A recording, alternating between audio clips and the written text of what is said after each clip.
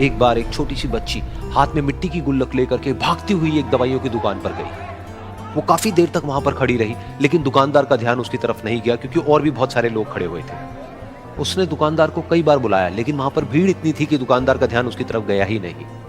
और फिर उस बच्ची को थोड़ा सा गुस्सा आया तो उसने अपनी मिट्टी की गुल्लक लेकर के वहीं काउंटर पर जोर से रख दी, जिसके बाद में जो दुकानदार था और जितने भी लोग खड़े थे वो सब उस बच्ची की तरफ देखने लग गए।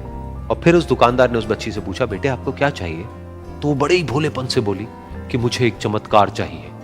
ये सुनकर के दुकानदार को कुछ समझ नहीं आया, ना ही वहां पर जो लोग थे उनको कुछ समझ में आया, और सब उसकी तरफ देखने लग गए। फिर दुकानदार ने बोला, बेटे चमत्कार तो यहाँ पर नहीं मिलता है। तो बच्ची को लगा कि वो उससे झूठ बोल रहा है, तो बच्ची ने कहा कि मेरी गुल्लक में बहुत पैसे हैं, आप बताओ आपको कितने पैसे चाहिए, लेकिन मैं आज यहाँ से चमत्कार लेकर के ही जाऊंगी। तो वहीं काउंटर पे एक और आदमी खड़ा था, उसने उस बच्ची से पूछा कि बेटे क्यों चाहिए तुमको चमत्कार?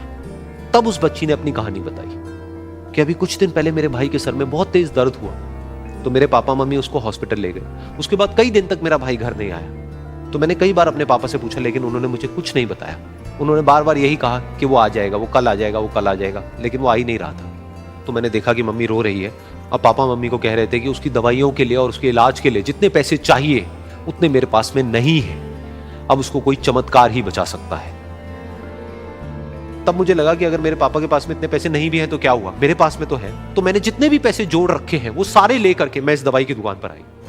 फिर उस आदमी ने उस बच्ची से पूछा, कितने पैसे हैं तुम्हारे पास में? ये सुनते ही उस बच्ची ने अपनी गुल्लक उठाई, जमीन पर फेंकी और तोड़ दी और पैसे गिनने लग गई। बाकी सब लोग खड़े होकर के उसको देख रहे थे। थोड़ी देर बाद उसने सारे पैसे अपने हाथ में इकट्ठे किए और बोली, मेरे पास में पूरे 19 रुपए हैं। वो जो आदमी वहां पर खड़ा था वो थोड़ा सा मुस्कुराया और बोला कि अरे तुम्हारे पास में तो पूरे पैसे हैं, इतने का ही तो आता है चमत्कार।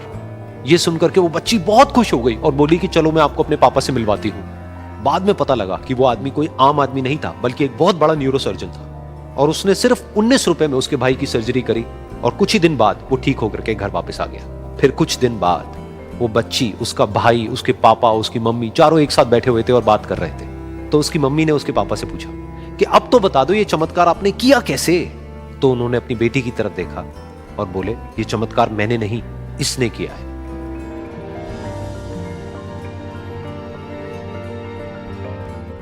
तो यहां पर एक बहुत बड़ी बात है जो हम उस छोटी सी बच्ची से सीख सकते हैं कि जिंदगी में कभी कभी ऐसा होता है कि हमको कोई रास्ता नजर नहीं आ रहा होता है और हम लोग हिम्मत हार जाते हैं। तब हमारे अंदर एक बच्चा होता है जो कोशिश करने से कभी भी पीछे नहीं हटता है। वो हार मानने को तैयार नहीं होता है क्योंकि उसको ना शब्द समझ नहीं आता है।